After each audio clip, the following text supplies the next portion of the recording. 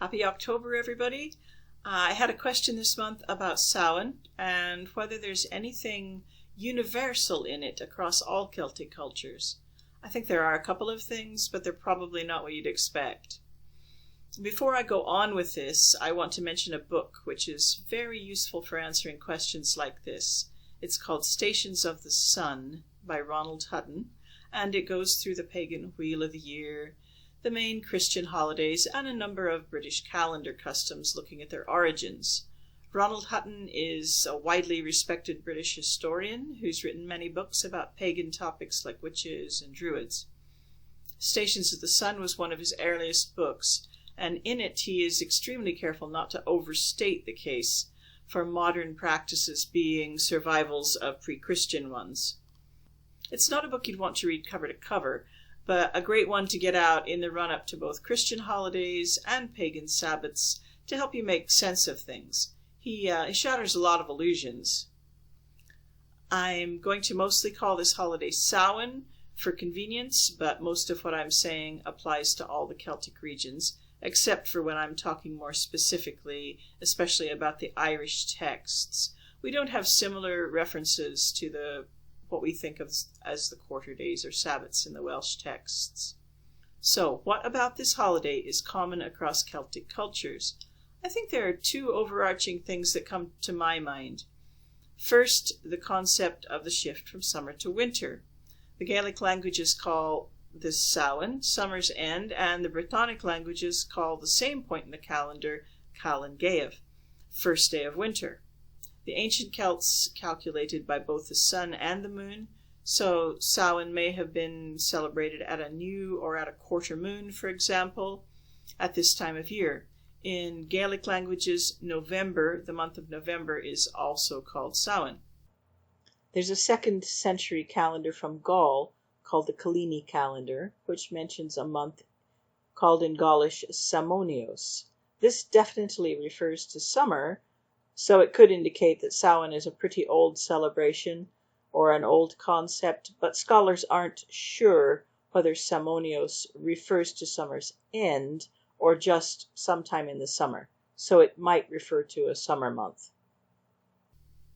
There are also mentions of the 4 festivals of Samhain, Imbolc, Beltane, and Lunasa, in early Irish texts. Many important events take place at Samhain and Beltane, but we don't learn much about how Samhain was observed, except that there may have been a week-long feast.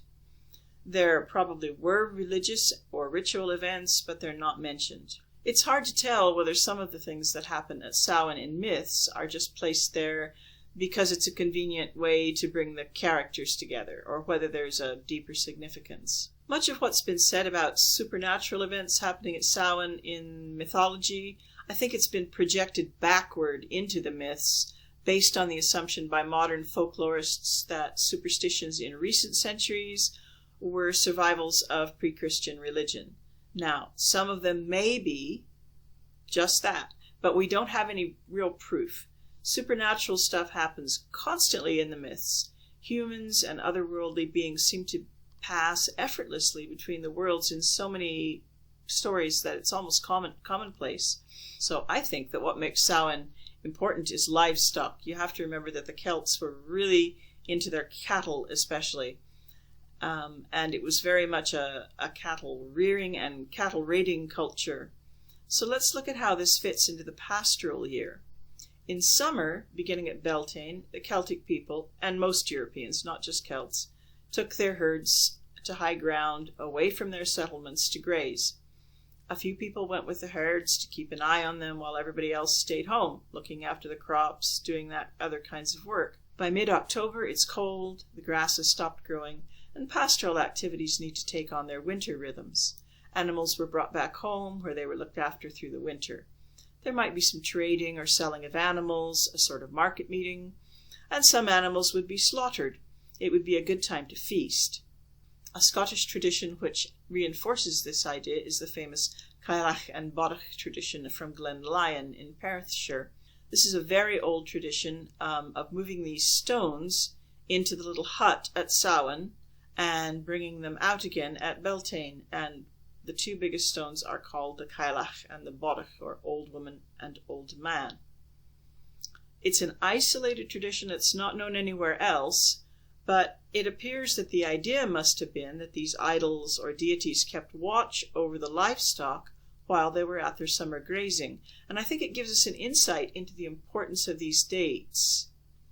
The other main common thread to all this is Christian influence, and I think it informs most of what mainstream pagans believe about Samhain. All Saints, or All Hallows Day, began to be celebrated on November 1st in the 8th century. Some form of All Souls Day, the day when a Mass was said for all the Christian dead, in other words, people's ancestors and people's dead family members, was celebrated at various dates in the spring from the 4th century onward, but it wasn't really finally fixed on November 2nd until the 11th century.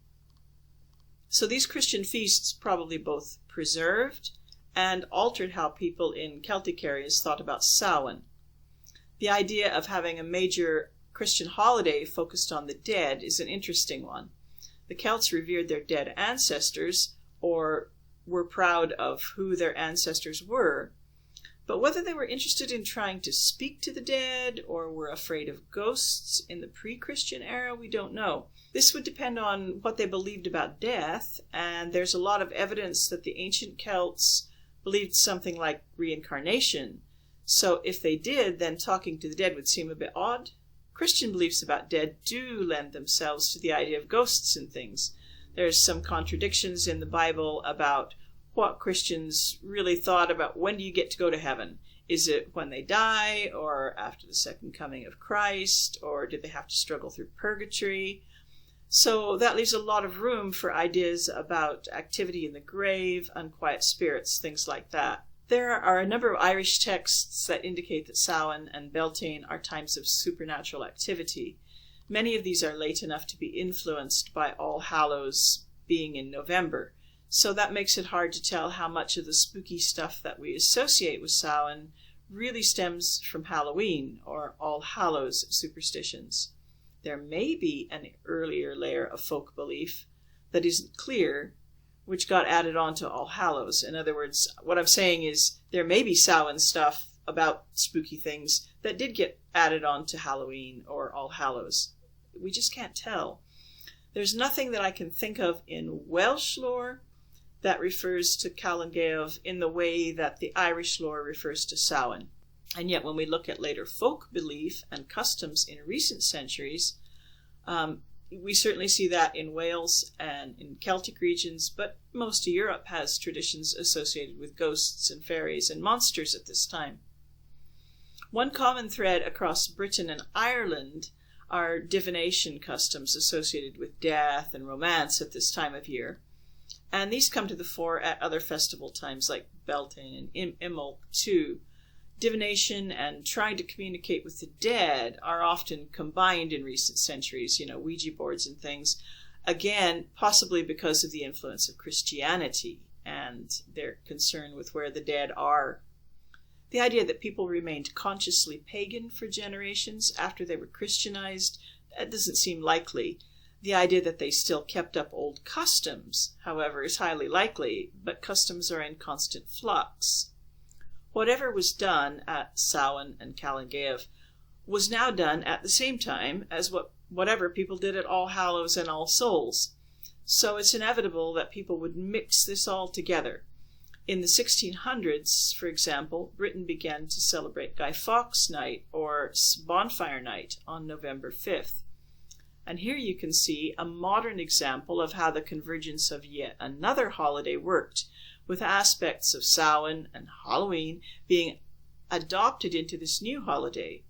More recently, another change has come. American-style Halloween customs have been popularized in Britain, and these have changed and weakened the Guy Fawkes customs. One thing I haven't addressed here is the idea of Samhain as the Celtic New Year. Now, that idea actually originated with a 19th century Celticist called John Rhys, and then it was popularized further by the great Sir James Frazer, who wrote The Golden Bough, And I'm smiling because the Golden Bough is just full of made-up stuff. Now, they could be right, but their evidence isn't great, and I actually question whether the idea of a new year was important to the ancient Celts, who seemed to have such odd ideas about time. One thing I haven't talked about is the tradition of guising, or wearing costumes and going house to house, but I'll put a couple of links to cover that where this video is posted on the Patreon page. I'll also include some links to some good articles about Irish mythological references to Samhain. If you have questions about anything, could you please add them as comments where this video is posted on the Patreon page, and that way everybody who's got access to the video can see my answers. Thanks for listening, and have a great Samhain, Callan, Gav, Halloween, whatever you celebrate. Bye for now.